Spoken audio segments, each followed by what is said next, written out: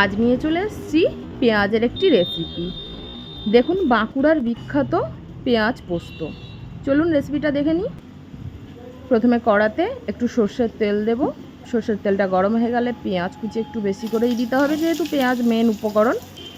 তো একটু লবণ দিয়ে পেঁয়াজটাকে মজে যেতে দিতে হবে। তো নাড়ানাড়ি করার পরে যখন পেঁয়াজটা একটু মজে মজে আসবে, তখন একটু কাঁচা লঙ্কা কুচি দিয়ে দিতে হবে বাটিতে করে। এবার তার উপর দিয়ে একটু চিনি ছড়িয়ে দিতে হবে।